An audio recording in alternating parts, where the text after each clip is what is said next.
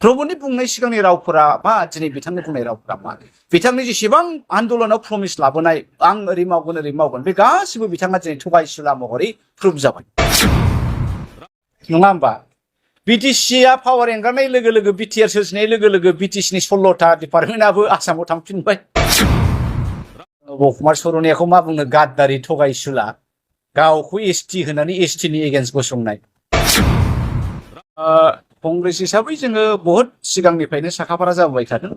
जोङो जोंनि ब्लकफोरखौ दाबोदों जोङो बुथफोरखौ दादों जोंना block committee mandal committee booth committee complete जाजोब्बायानो क'क्राझार चिरां आरो बाक्सा बे हिसाबै जोंहा बिएलए टिएलएबो बानायजोब्बाय हिसाबै we are complete we are ready to fight we are ready to be in the बेटलफिल्ड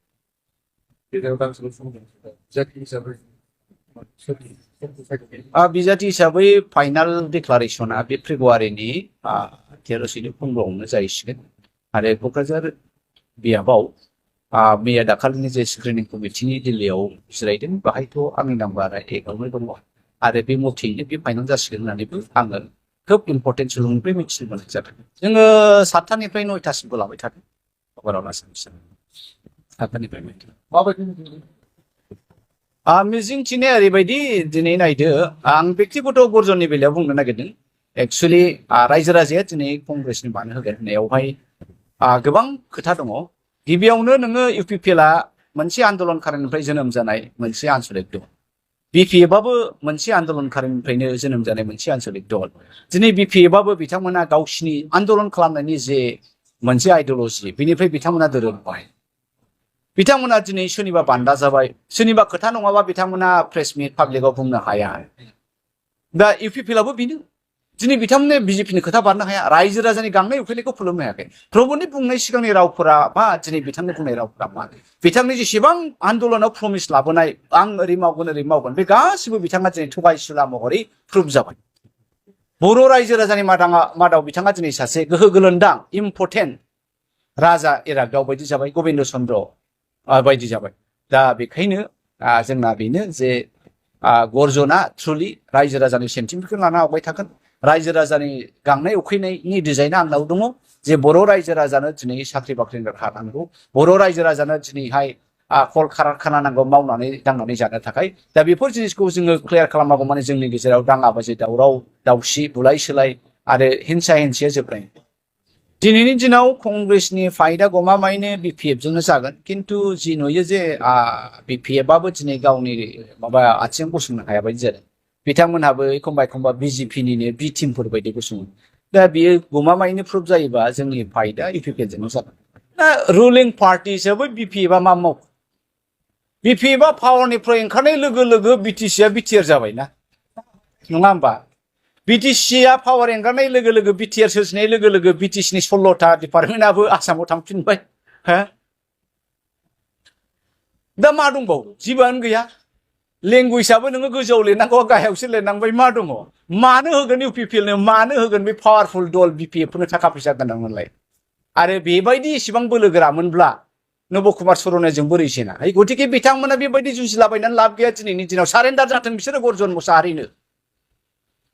नब कुमार सर'नियाखौ आं फेजेनगोन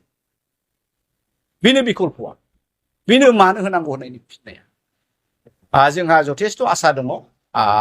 एबारावहाय सुप्रिम कर्टनि जे होंगो दोंगो जादों इभिएमखौ बोखारनांगौ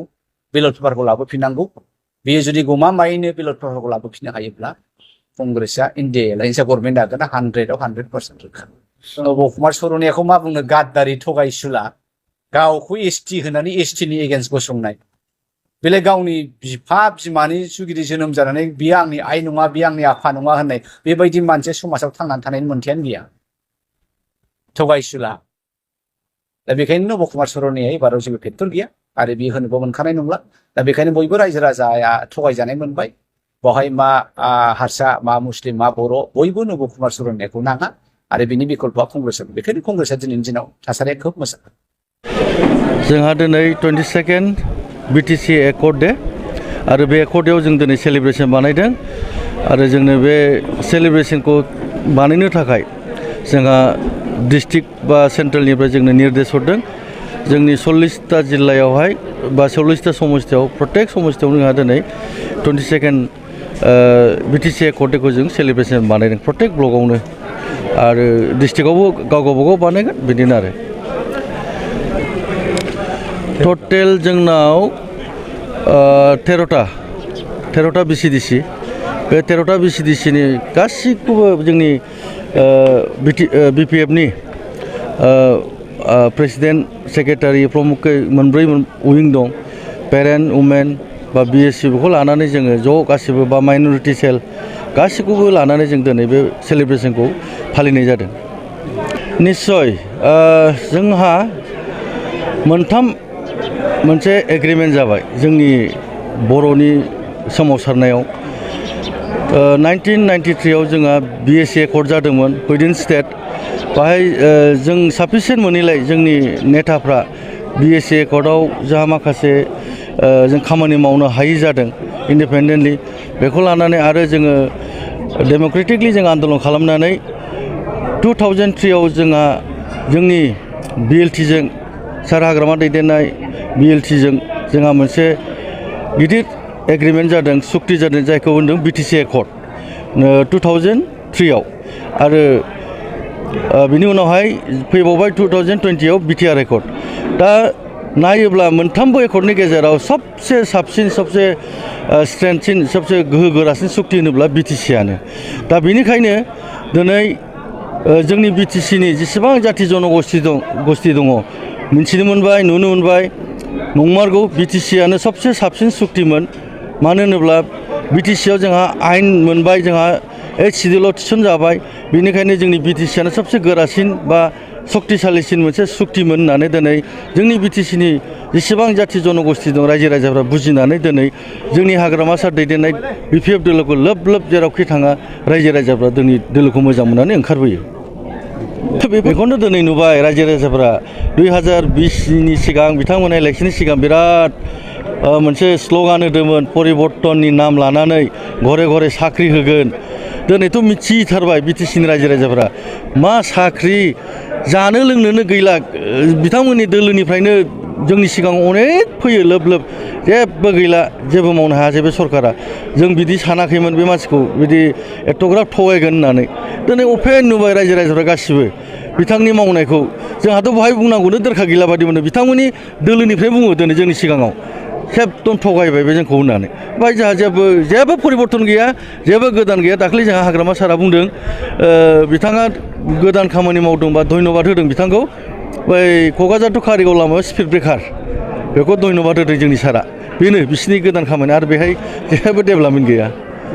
आङो दिनैनि जोंनि 22nd बिटिसि एकर्ड डे सेलिब्रेसनाव आं जोंनि बिटिसि हालामनि जेसेबां जाथि जनगोष्ठी दं रायजो राजाफोरखौ आं बेखौनो खावलायो आं मोनसे मेसेज होनो लुगैयो जाहाथे फैगौ 2024नि एमपि इलेक्सनाव जोंनि दलखौनो रोजा रोजा भट होनानै जयजुक्त खालामगोन आंहा मिजिं दं आरो आसा दङ